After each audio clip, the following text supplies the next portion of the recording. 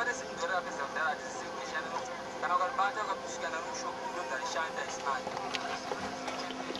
was watching this video on YouTube about Zimbabwe, how they're now charging gold for everything. The currency is worthless. They won't accept the currency. So I was inspired by this video to make a video. This video response goes out really to the whole world, as the whole world is heading into the situation that these people are in right now. Now,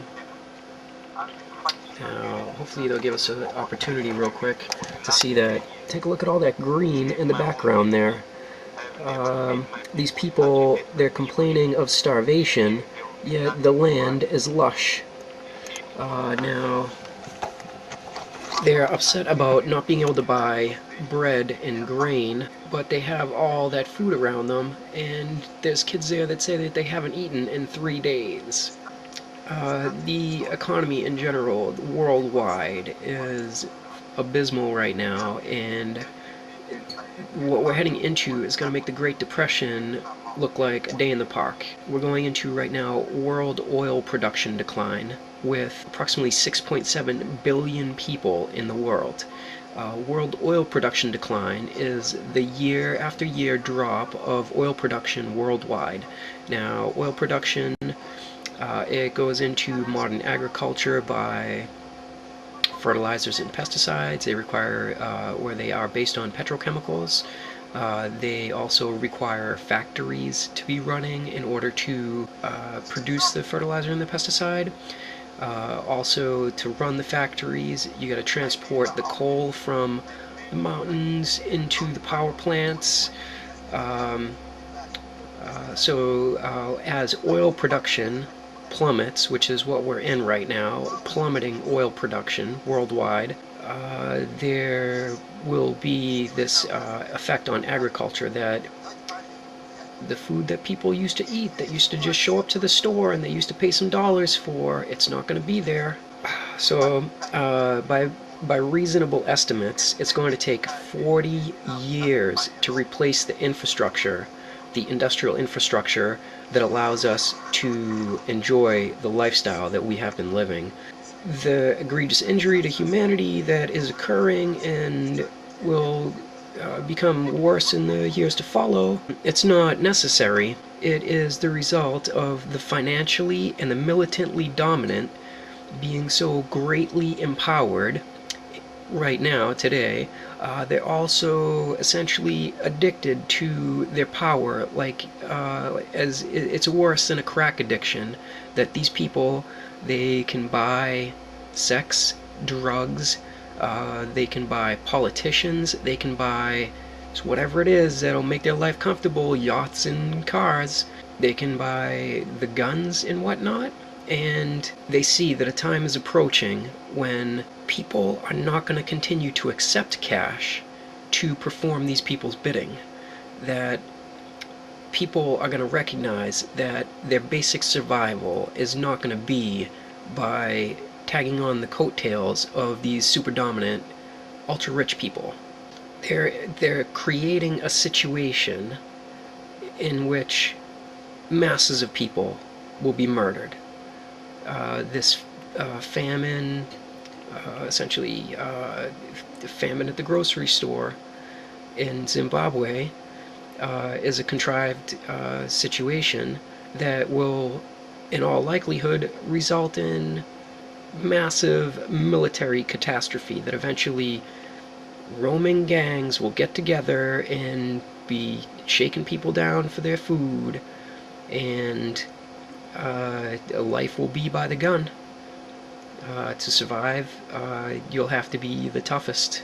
So it's more than just the dearth of food. It is disease, war, financial straits. There's a lot of methods that the financially and the militantly dominant employ to murder people, to off people, so that they can continue their dominance. The point of this video is to reduce famine as a potential to cause that murder that these people are seeking to force onto the general population. How so? How is it that the famine can be held off from murdering people? What I recognize can be done about the lack of food in grocery stores is to eat wild food. Now, this greenery that we see in the background there, likely 99% of it is edible. That, if these people just went to the trees and they tore down leaves off the trees, they could eat that and they wouldn't be starving and they'd survive this famine. Some wild food is not edible, though.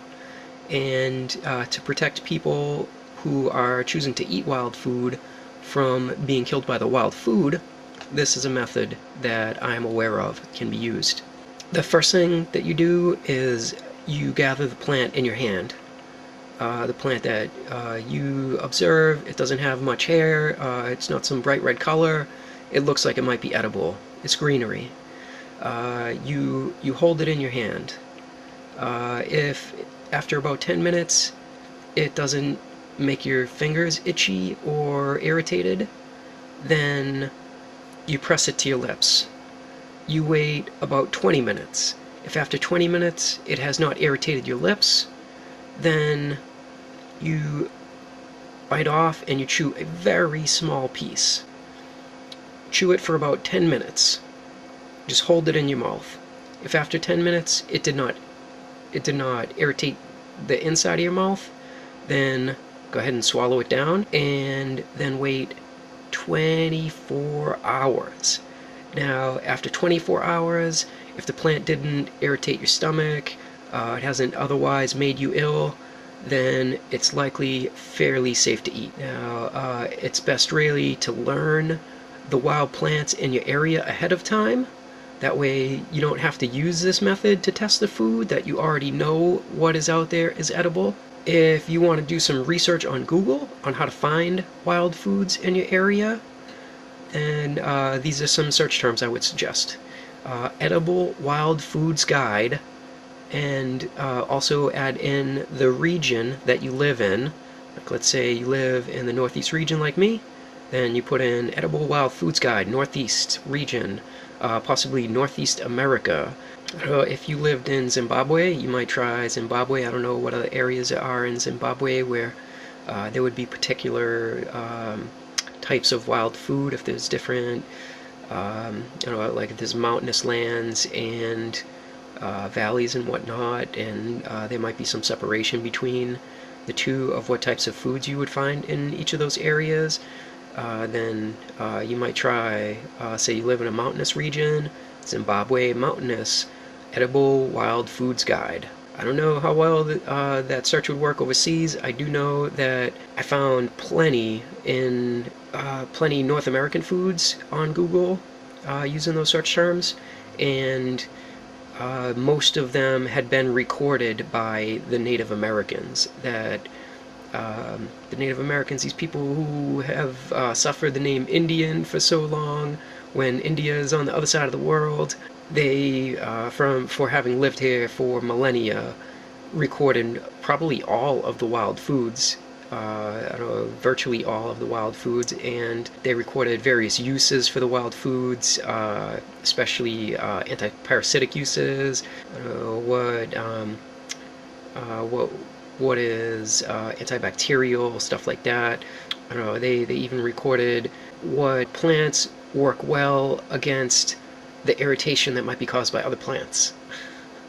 So, I don't know, in Zimbabwe, what I might do, if Google is not an option, obviously, is to try to find a tribal elder from some backwoods community where they never started depending on the grain delivered by truck.